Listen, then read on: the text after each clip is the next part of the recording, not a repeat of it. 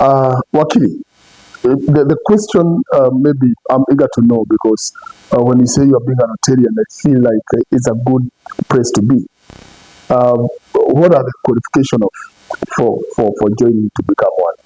Good question. Number one, you need to identify the club which you want to join. Usually, you join by follow. You are referred by a member, and we also advise people to join club near where they live because most of the local clubs meet in the evening.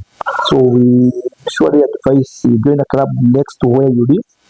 Number two, most of the club, like our club, you need to have attended for 4 meetings. You come for usually locally meet once in a week for 1 hour.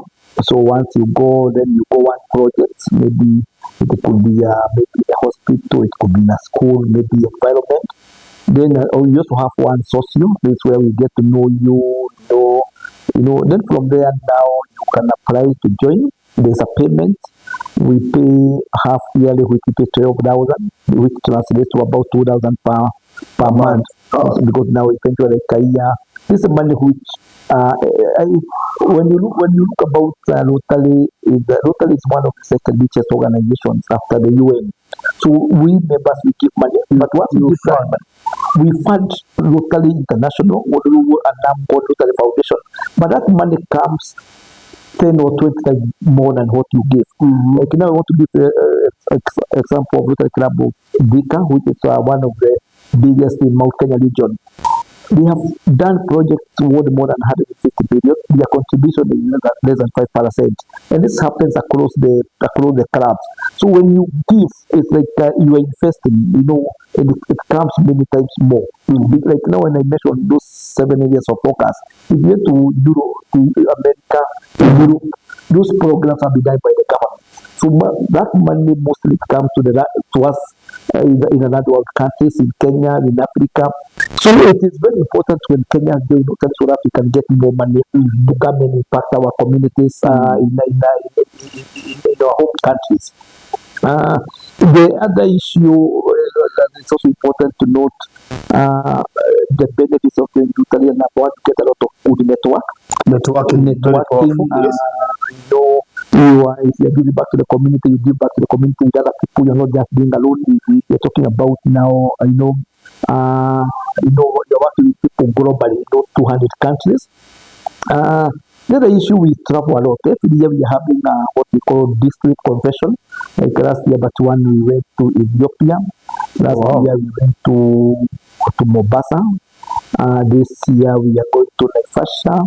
So those are the locals, and next year, but one will be going to again to Ethiopia. Internationally, last year we went to Melbourne, Australia. The year before we went to Austin, Texas, in US. This year we are traveling to Taiwan. Taiwan. Next year we go to Dubai. The year after you'll be going to US, Hawaii, where Obama was born. Again, it's a way of traveling. Martin, we say, where I come from, we say, who doesn't travel things? It's only his mother knows how to cook best. It's part of manners that you get tired, you are born here, you went to Loy Primary School, Loy Secondary School, you go to a college in Loy, you get married in Loy, you start a business in Loy, you die, you are married in Loy. So when you go to heaven, you think the whole world is Loy. So it's good, it's a good culture. And I want to encourage Kenyans, because Kenyans particularly men will not travel. It's good to travel so that, and when you travel, it's like you add more years in Hawaii, because you get a lot of exposure, a lot of experiences.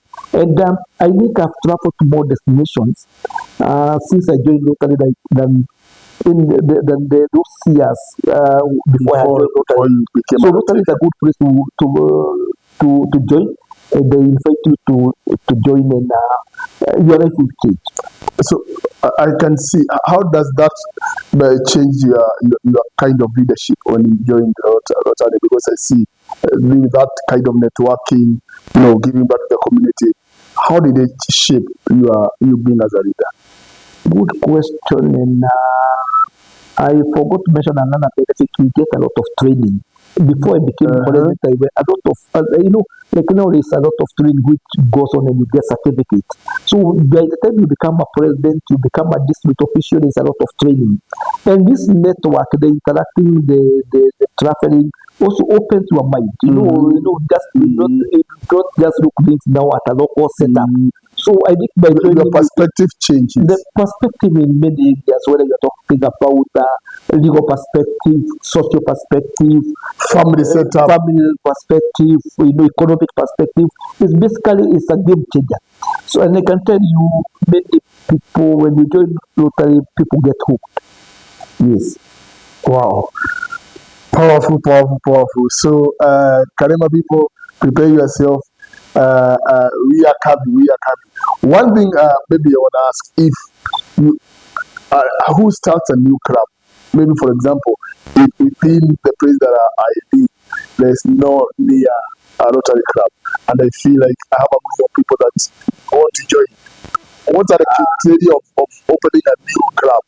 Number one, most of the Rotary clubs start as a socio meeting. But before you start, you need to have a Rotarian who becomes now like we call them DPSR, this governor special representative. Like now, I was the district governor special representative in certain Rotary Club of India. So he's a person who guides. Because remember this now, people who are not Rotarian, they want to start a club. Yes. So now you have that one Rotarian who is going to guide you how Rotary meetings are conducted. How you can become now chartered to become a member, register and getting certificate from Rotary International. So number one is to identify a place. Usually you have, but of course we are talking about a good place. Rotary again, we are talking about the international, so you don't go and get some funny place, some material. Unakuta nyumbani watu ndio kichwa unasikia ni kichwa ya ng'ombe ndio ina nini hapo mna meet the next kuna while people are drinking some kind of stuff. It's a decent place where you can invite international guests. Once you do that, now you start meeting, getting to learn now. This governance special representative guide you and get visitors from different Rotary clubs so that they can come and teach you about different perspective of Rotary. So after some time, when you are done, and now you pay what you call the dues. Now you get chartered. You become chartered, become a club. But you need to be minimum of 25 members. Yes, minimum. And we request club to get people from the different diversity background. It's not about what Rotary does. You want people who have medical background, legal background, banking, engineering. So that even when we're doing projects, you do not have to to go and have to get hire a lot of experts. You can be able now to get experts from within the club. Yes. Wow, that's powerful. So usually for our programs, we do what we call global grants. We apply for global grants. It's what we call local grants or what we call district grants. These are some money which we apply from them. Because again, this money which you pay as dues, some of it goes to the Rotary International. Some other money goes to the district, your district, because the district has officials. The money goes to the district. There is also the country office. So some of this money goes to different to those many different offices. So these are some of the money we apply. So actually, it's like you give your money, it is kept. You bring your money, my money, put somewhere, then you apply in a big way. And right now, locally has billions of dollars, which people are, which you can apply. When I come to an area like this, when I find that you do not have a Rotary club, I feel sorry for you because you can no longer rely on the government. The government money, both national and county, continues to dwindling. Because of corruption, because of wastage, because of the debt we are paying. So it's a high time by Kenyans join Rotary so that we can get ways of getting money to help our communities. And there's a lot of needs, which whether you're talking about the hospitals, the schools, the people, the orphanages and all that kind of stuff. There are a lot of things which we need to do once we get money. And that's why I request people to join Rotary so that we can get this funding and help our people. Thank you so much. I think we shall be having more talks about that because even as an organization, I can feel that the need for what you are saying. In the introduction, I sometime I hear you saying that the president of organization called Inter-County Progressive Society. Yes, Inter-County Progressive IPS. IPS. Inter-County What is IPS? IPS or Inter-County Progressive Society is a society, as the name sounds, duly registered under the Societies Act, Government of Kenya. We were registered in 2014, and I happen to be the happy founder and the president. And when was it founded? 2014. 2014. I think we celebrated 10 years last year. And this is basically a vehicle to change our communities, because I realize not everything we can do locally. So we realized that there's some things you could do through IPS, and again, just like many things which we do in locally, IPS number one, we promoting education a lot. We do a lot again, of programs. You mentioned education. Education was fast. Education and even IPS. I told you even my journey is about education. Martin, I don't know where I would be if I never went to school. I come from a very humble background, and I can tell you, there are so many people I meet, they give you their stories, and their stories were changed by the education. So education, there's a lot of programs we do in schools. We got mentorship, career choice, teaching young people the careers they can choose in 21st century, mentoring them. We also do a lot of programs in modern agriculture, particularly organic farming. And again, even this farming, we also do in schools. One of the issues they can tell you, people are dying because of what they are eating. We are eating very dangerous food. Like now where we are, we have the biggest sewerage here. Yes, and down that people are growing a lot of food, which is getting to our kitchens, our hotels, our supermarkets. And so we are also looking about food grown with chemicals. Many of them in America and Europe many years ago. People growing food using water from the factories, like particularly in Nairobi. So we promote a lot in what our forefathers were eating. Our forefathers used to live for very long, many years without a lot of disease like what we have now. Why? Because they used to eat clean food. We encourage, and we even do this. We teach this children from in schools, so that children grow their own food in schools, and we also talk to their parents so that they can get their kitchen garden at home. We encourage people to know where the food you're consuming is coming from. The other issue why we do this, the issue of agriculture is we are spending a lot of money importing food. Kenya should be a net exporter of food, not importing. Food basket. I've been to Egypt, I've been to Israel. Those countries, they are deserts with a very, very dry areas, but we are producing enough food for their consumption in the export market. So we believe Kenya, we cannot count our rivers like now flowing down to the ocean. Egypt is like with one river Nile. Yes. Kenya, we are gifted. Almost every country has rivers. Now, but the other issue is that we have been to schools where children are going to school very handy. Some of them are coming from single mothers. There's a school just here, Modudo Primary School. We went to that school, we found girls are defiled because of food. Boys are sodomized because of food. Very true. We realized that when we spoke to the head teachers, and not just carry your bag, the primary school, we found it's a threat. Everywhere, there's a school in Sheko that we are assisting. It's very unfortunate. When we hear about hard economic times, children are hard hit, particularly in slum areas. So we are looking about, fortunately for public schools, most of them have land. Those which do not have enough land, we apply what we call modern urban farming, like vertical gardens, we are doing hydroponic farming or hollow gardening. We are doing U6 acts. So all this, this is some of the things which we are doing in IPS. Yes. So education, agriculture. We also doing environment. Climate change is number one. We do a lot of fruit nurseries. We also do periodical tree planting in different along the roads, in hospitals, in schools. We are encouraging people in private land to plant trees because we want to have what we call 10% tree cover. Kenya, we have about 6%, and for us to reach 10%, we need to plant about 2 billion trees. We're also promoting a lot of renewable energy, about biogas, about using solar, about we encouraging this like a wind energy, geothermal, so when we are saying that, like now Kenya, we are very happy we have sunshine almost from January to January. I was in California, and I found the state of California, they are moving now shit, replacing with solar panels. So they do 3 things. Number one, they look for your houses. Number two, they harvest very clean water, and they also have a sunshine. They were laughing at us because you guys were so lucky you are coming in a country which is along the equator. You are lucky to have sun almost from January to January, but we're not utilizing that. We also promoting a lot of what we call recycling, holistic recycling for biodegradable, for plastic, glass, papers. We also promoting a lot of cleaning our rivers. Our rivers in a mess. If you went to London, UK, there's a river Thames. It was worse than the non-believer. But some people like me and you sat down and say this nonsense has to come to an end. Today you can drink water from the river Thames direct from the river.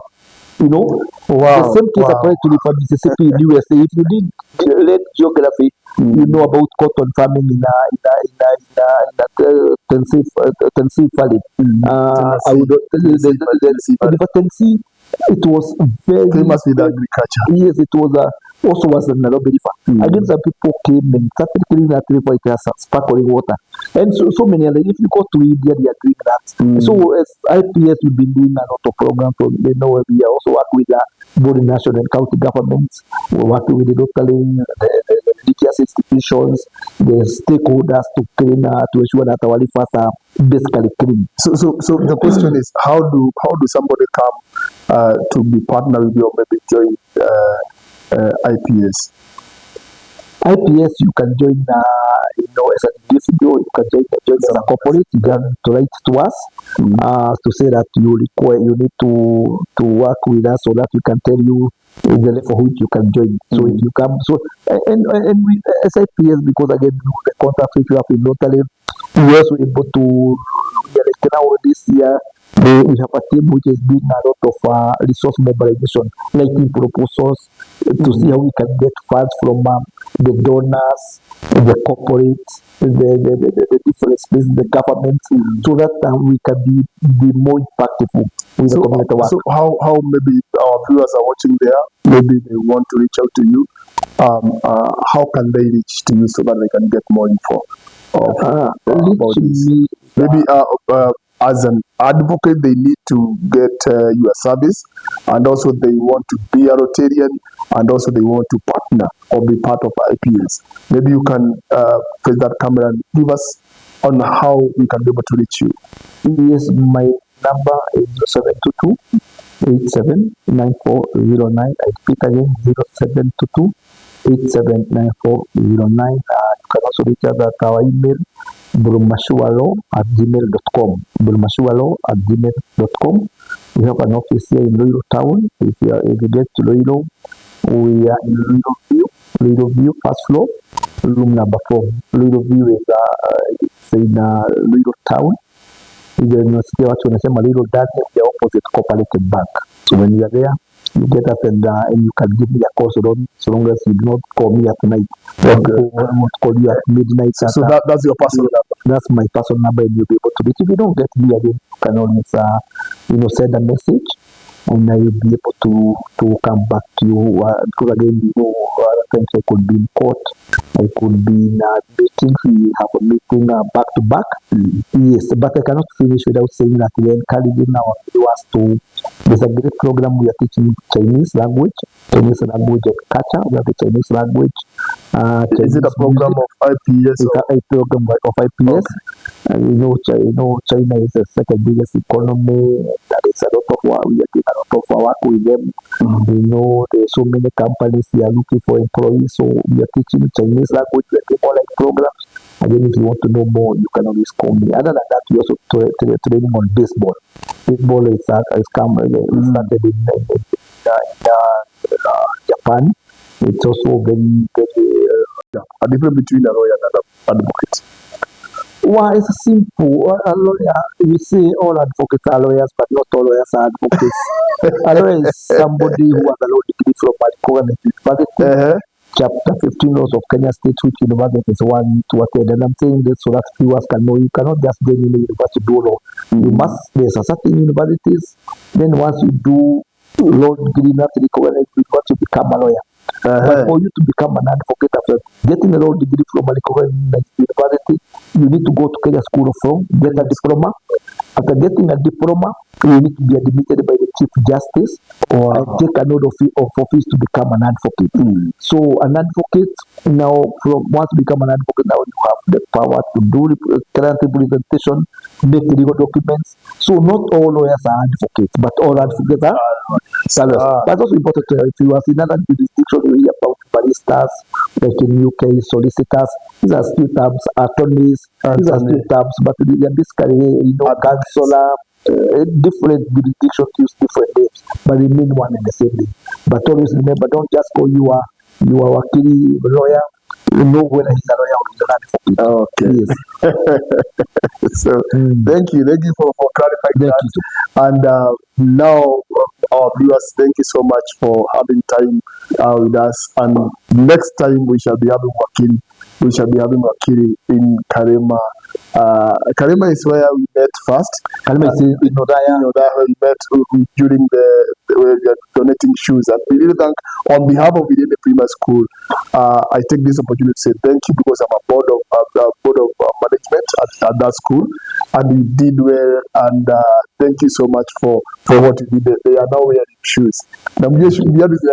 So kujeni tena. So basically on that 1st of January, we shall be having a leadership forum at Karema at Sports Transform Chapter Recreation and Resource Center. For now, asanteni sana. Thank you very much, Mr. Martin. All right, thank you.